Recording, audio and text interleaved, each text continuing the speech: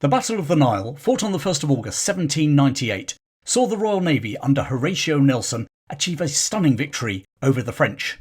Two fleets of almost identical size, including 26 mighty ships of the line, over 2,000 cannon, fighting a night-time close-range battle off the coast of Egypt. Nelson with blood pouring from his head, one of his captains killed by a musket ball, and the French admiral killed, the French flagship blown to smithereens. The end result was the complete destruction of the French fleet, for the loss of not a single Royal Navy warship. It was a battle that cost the lives of over 5,000 men, and yet is often seen simply as a footnote on the way to Trafalgar. It's now time to shine a light on this epic naval battle between two old adversaries. This is the story of the Battle of the Nile. Following their revolution in 1789, France had fought a series of wars with the other European powers, not least Great Britain. These revolutionary wars threw up a young general who was to leave a lasting legacy on France and Europe, Napoleon Bonaparte. In the late 1790s, he had come to prominence, having won a series of campaigns in northern Italy. Still in his 20s, Bonaparte now turned his eyes east. He planned to conquer the Ottoman province of Egypt and use it as a base to extend French influence in the Near East. More importantly, he could use Egypt to threaten British interests in India, not least by allying and supporting Tipu Sultan, the vehemently anti-British Sultan of Mysore. He gathered an army of nearly 35,000 troops at the southern French port of Toulon, ready to invade Egypt. Whilst British spies were able to inform London of the gathering army and corresponding invasion fleet in Toulon, Napoleon's invasion objective was a closely guarded secret. Somewhere in the Mediterranean was the best the British could guess. So in May 1798, Admiral of the fleet John Jervis, Lord St Vincent, sent his deputy, Rear Admiral Sir Horatio Nelson, into the Mediterranean to find out exactly what Napoleon was up to. Nelson is probably Britain's greatest ever naval commander, certainly her most famous, and I'll be telling his story in a special episode in a few weeks' time.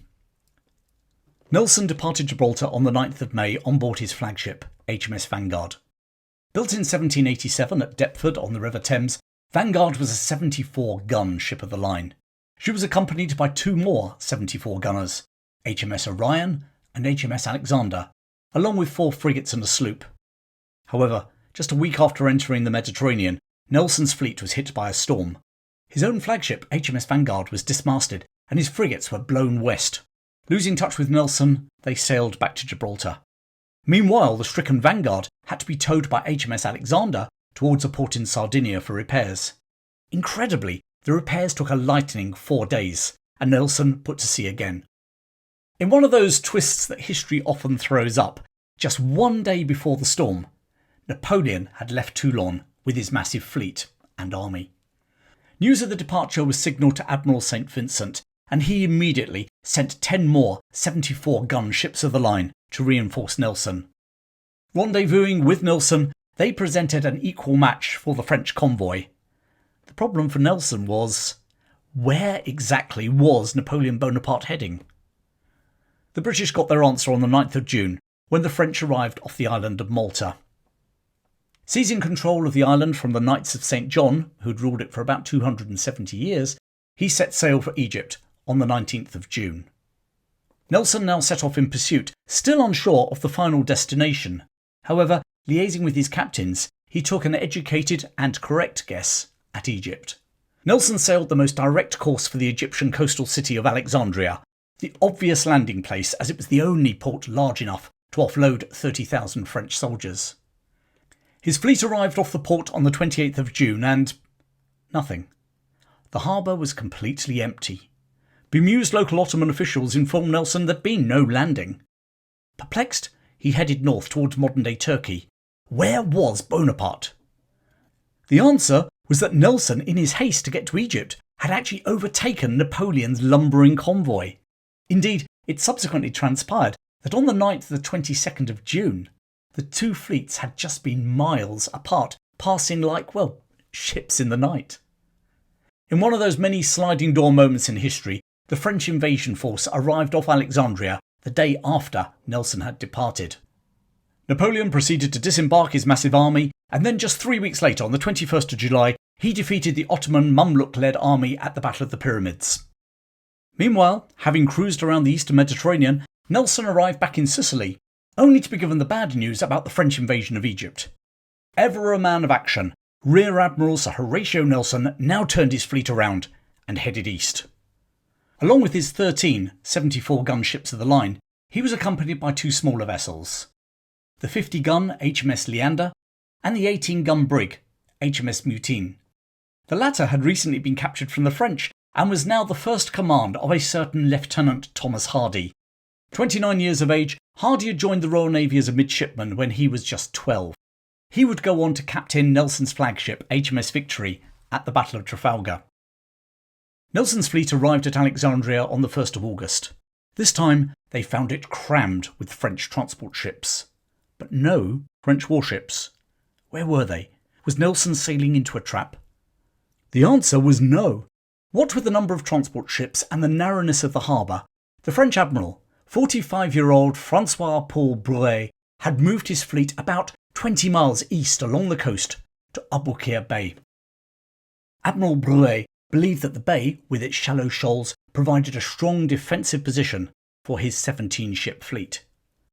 He anchored his ships in a long line, with his strongest ships at the far end, centred on his flagship, L'Orient.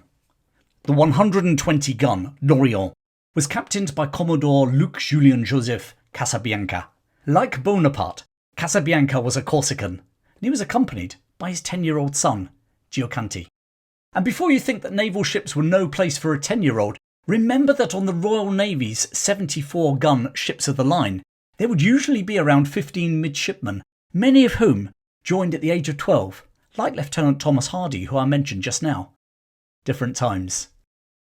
The French admiral had ordered the first ship in his line, the Guerrière or Warrior, to anchor as close to the shoals as possible to prevent any British ships sneaking around onto the landward side of his fleet. He also ordered his ships to run cables from their stern to the bow of the ship behind them to block any attempts by the Royal Navy to cut through his line. It wasn't just to prevent Nelson's ships passing through onto his landward side. Remember that in those days, ships' guns did not rotate. The cannon all faced out of the side of the ship, hence delivering a broadside. This left the bow and the stern as vulnerable points on a ship. With almost no defence, an enemy could pound away to their heart's content, causing untold damage. To complete his defences, the French admiral positioned army artillery on Aboukir Island to provide additional land-based fire against any attacker. It seemed a strong position. Indeed, Bruet was so confident that Nelson and his fleet could only fight him from the seaward side of his line that he ordered a large portion of his crews ashore to replenish his fleet's water and food supplies, whilst others set about repairing, cleaning and painting their ships. But overconfidence can be a dangerous thing, as the admiral was about to find out. Later that day, at 6 p.m. on the 1st of August 1798, HMS Alexander and HMS Swiftsure spotted the French fleet at anchor. Receiving their signals, Nelson ordered his fleet to close with speed. The arrival of the British fleet caught the French by surprise. Despite his strong position, the French admiral contemplated putting to sea to fight in open water. After all, the two fleets were almost equally matched, 17 French versus 15 Royal Navy, 13 ships of the line each. 1,196 French guns versus 1,012 for Nelson. With some of his crew still ashore, he was persuaded to stay where he was, and it seemed a smart decision, as at that moment, with the daylight fading fast, Nelson had slowed up. It seemed there would be no battle today. But Admiral Bruet was wrong. Nelson's slowing up was merely to allow his whole fleet to come together. During his circular tour of the eastern Mediterranean, Nelson had regularly brought his captains together to plan how they would act against the French fleet in various scenarios. This scenario planning was a hallmark of Nelson's leadership style, for it enabled his captains to move straight into action without waiting for Nelson to come up with a plan on the day. And so it proved that night. Each British warship now lit 4 lights on their mizzen mast, that's the slightly lower mast towards the stern of the ship, to avoid any friendly fire incidents. Extra ensigns were also hoisted for the same reason, although most would be shot away in the ensuing battle. With that done, HMS Goliath and HMS Zealous immediately sailed forward towards that first French ship in the defensive line. A French brig moved out to meet them, not to actually engage them, that would have been a suicide mission, but to lure the British warships onto the shoals at the end of the bay. Captain Foley on HMS Goliath was far too experienced to fall for that trap. Born in the Welsh town of Narberth in Pembrokeshire in 1757, by the time he was 13 he had joined the Royal Navy and had nearly 30 years of experience behind him. Not only did he not fall for the French brig's ruse, but he spotted a fatal chink in the French defences. Their lead ship, Guerriere, had anchored close to the shoals, but not close enough. There was a gap that a skilled mariner, such as Foley, could just about pass through, which is exactly what he proceeded to do. Manoeuvring his ship HMS Goliath through the gap, he now sailed down the landward side of the French fleet. HMS Zealous followed in his wake. Foley sailed towards the second French ship, the Conquérant, while Captain Hood on the Zealous bore down on the Guerriere. Dropping their anchors, both British ships now opened a devastating fire.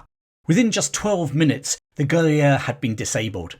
HMS Orion now sailed through the gap, firing on the Guerriere and then sinking a French frigate before swinging round in between the Franklin and the People Souverain and delivered broadsides on both French ships at the same time. In the darkness, still more of Nelson's fleet managed to make their way through that gap at the end of the French line. HMS Audacious fired on both the Guerriere and the Conquérant before joining the Orion to fire on the People Souverain. Meanwhile, HMS Theseus, commanded by Ralph Miller, who had been born in pre-revolution New York City, followed behind. The Theseus had been built in 1786 at Blackwall on the River Thames. Interestingly, 11 of Nelson's fleet had been built at dockyards along the River Thames, 7 at Deptford, 2 at Rotherhithe, 1 at Woolwich, and the Theseus at Blackwall. 2 more had been built on the Medway in Kent. The lone outlier was HMS Defence, which had been built at the Plymouth dockyard. Now, who out there is a fan of Patrick O'Brien's Master and Commander books? Or maybe the film, starring Russell Crowe? It's a great film. Shame they haven't made another one. Yet. Well, in the novels, Jack Aubrey served on HMS Theseus earlier on in his career. Theseus too fired on the hapless Guerriere as she passed before anchoring and engaging the Spartiate. Now, you might at this point be wondering how the British were able to sail past the French without being hit by French broadsides. Well, the French had not expected the British to be able to get on their landward side.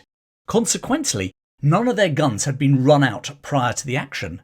As the battle heated up, so the French did start to fire back, but their position had been fatally compromised. And it was about to get worse. Now Nelson's flagship, HMS Vanguard, led the attack from the seaward side. Captained by 30-year-old Edward Berry, the Vanguard now attacked the Spartiate. So the French ship was being hit by both HMS Theseus on her port side and HMS Vanguard on her starboard. Captain Berry then sailed on and engaged the Aquilon. However, his attack resulted in heavy British casualties, with most of the Vanguard's forward batteries either killed or wounded. Nelson himself received a wound to his head and was taken below decks, blood streaming down his face, for medical attention, and at this moment no one knew if the injury was mortal or not. HMS Minotaur now bypassed Nelson's flagship and anchored just ahead of the Aquilon to draw her fire away from the Vanguard. It's hard to imagine what this battle must have been like. It was a close-quarter naval battle fought at night, the darkness illuminated by the flash of cannons and the odd fire on ships. In some cases, the Royal Navy ships were dropping anchor a matter of yards from the French. Just imagine the impact of a 24-pound cannonball fired at point-blank range into a wooden ship. Smashing into the timbers, they would send huge splinters flying across the decks. Injuries were horrific. Up on the open decks, crews were exposed to chain and link shot that was aimed at bringing down the rigging and masts. And when that rigging and mast came down, they brought anyone up in them thundering down to the deck, crushing anybody beneath them, or throwing men into the dark sea. Swivel guns, almost like baby cannon, would fire grape shot or canister, which were bags of musket balls that swept the decks like giant shotguns. Marines, and each 74-gun Royal Navy ship of the line tended to have a complement of about 100 Marines, would join in the fray, firing their muskets at opposing crews. Some Marines would even climb into the rigging to fire down on their enemy. Remember, it was a shot from a marksman in the rigging that would mortally wound Nelson at the Battle of Trafalgar. HMS Bellerophon was the next into action under the command of Irishman Captain Henry Darby. Nicknamed the Billy Ruffian by her crew, she sailed past Vanguard and Minotaur and took on the French flagship, the mighty 120-gun L'Orient. In a vicious 1-hour battle, all of Bellerophon's officers were killed or wounded, and the badly mauled British battleship cut her lines and drifted away from the French fleet across the bay. Now it was the turn of HMS Defence and HMS Majestic to take on L'Orient. The back 4 warships in Nelson's fleet were now racing to join the battle. In his haste, Captain Trowbridge on HMS Culloden grounded his ship on the shoals. Whilst Lieutenant Hardy on HMS Mutin stayed to help him refloat, the other two, HMS Swiftsure and HMS Alexander, also headed towards L'Orient. Swiftsure took up position at the Frenchman's bow, whilst HMS Alexander went to her stern. Finally, HMS Leander, under Captain Thompson, a veteran of the Battle of Santa Cruz de Tenerife, where Nelson lost his right arm, dropped anchor between the Franklin and L'Orient, firing on both ships. The French fleet was taking a battering. However, what the French had lost in leaving their defensive position compromised, they more than made up for in bravery. Despite the hapless Guerriere being disabled in the opening 12 minutes of the battle and then completely dismasted, her crew fought doggedly for 3 hours before finally surrendering at 9 p.m. It was at about that time that L'Orient caught fire. It just so happened that prior to the battle, the crew had been painting the sides of the flagship and had had no time to stow away their paint supplies. What could have been a manageable fire suddenly got out of control. Any attempts by the crew of L'Orient to douse the flames were met by Royal Navy ships racking her decks with canister shot. It was now that Admiral Bray himself was killed. It was only a matter of time before the flames reached her gunpowder magazines. Some of her crew started to jump overboard. The nearest British ships realised that they too were now in danger and started to pull back, dousing their woodwork and their sails and their rigging with seawater. At 10 p.m, Nelson reappeared on the deck of HMS Vanguard. The surgeon below had declared his head wound superficial.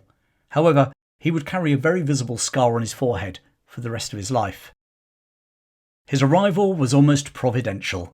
At that moment, the French flagship exploded. The sound of the massive blast was heard many miles inland. An eerie silence now fell over the bay as the fighting stopped and crews from both navies stood and watched in awe. The silence was marred by debris falling from the sky, timber, rigging, metal from guns, body parts, like rain. Recent underwater archaeological surveys have marked a debris field of 500 metres or 500 yards from the explosion. Nearly 1,000 men were on board, including Commodore Casabianca and his 10-year-old son. Nelson ordered the Vanguard's longboat to be lowered to search for French survivors. Just 70 men were recovered. The battle then recommenced and lasted through the night. Just before dawn, 2 French ships of the line under the command of Admiral Villeneuve cut their cables and headed out to sea. As the sun rose back in the bay, the remaining French vessels struck their colours. At 3 p.m. on the 2nd of August, a landing party from HMS Swiftsure captured the French shore battery. It was all over. Of the 17 ships anchored in the bay the previous evening, 4 had been sunk and 9 captured. 5,000 Frenchmen had been killed and a further 3,100 made prisoners of war. In return, Nelson had lost just over 200 men dead and somewhere approaching 680 wounded. Not a single Royal Navy ship had been lost. The news of the British victory didn't reach London for 2 months, but when it did, it resulted in national celebrations. Nelson became the country's preeminent admiral. He was created a baron and given a pension of £2,000 a year by Parliament. His victory at the Nile had left Bonaparte's army in Egypt without any naval support and significantly contributed to the ultimate failure of his enterprise. A year later, he had abandoned his army and headed back to France. His grandiose plan to undermine British control of India had come to naught.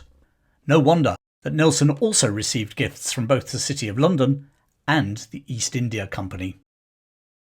Nelson's victory had changed the balance of power in the Mediterranean in Britain's favour. It was an advantage that she would keep for the next 17 years as she fought for both first revolutionary and then Napoleonic France.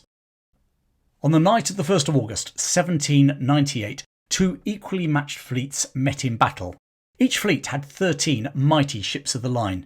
They also had equal number of guns. The French lost 11 of those ships, plus 2 frigates. The Royal Navy lost none. Many would argue it was one of the greatest naval victories in the history of the Royal Navy. Maybe for sheer audacity as well as the one-sidedness of the result, it was Nelson's greatest victory. But of course, Nelson's not remembered for this battle, but for another. The Battle of the Nile almost seems to be a footnote on the way to the Battle of Trafalgar. And I don't know about you, but that seems a bit of a shame. And yet, there are legacies if you look hard enough. On the back of the victory, Egypt and anything Egyptian suddenly became fashionable in costumes and home decorations back in Regency Britain, and you can still see examples in stately homes. A few years later, the Khedive of Egypt presented an obelisk to Britain to commemorate the victory. You can see that too, Cleopatra's Needle on the embankment in London. And there's one more legacy. A legacy that's been parodied by comedians including Spike Milligan and Eric Morecambe. In 1826, Felicia Dorothea Hemans wrote a poem about the battle. Not about Nelson or the Royal Navy. She wrote it about the 10-year-old son of Commodore Casabianca, who died when the French flagship exploded. Entitled Casabianca, you might know the opening lines. The boy stood on the burning deck, whence all but he had fled. The Battle of the Nile, 1st of August, 1798. Well, thanks for joining me today, and if you'd like to dive deeper into some of the lesser-known battles, campaigns, heroes from Britain's military history, then why not join my new membership channel here on YouTube? You'll get extra exclusive videos going into greater detail and telling the lesser-known stories. Click on the button which says join beneath this video to find out more. There's also a link in the description. And thank you to Ed, Michael and Harry, amongst others, for recently signing up. You can also sign up for my free newsletter. There's another link in the description for that too. Thanks for your support, keep well, and I'll see you very soon.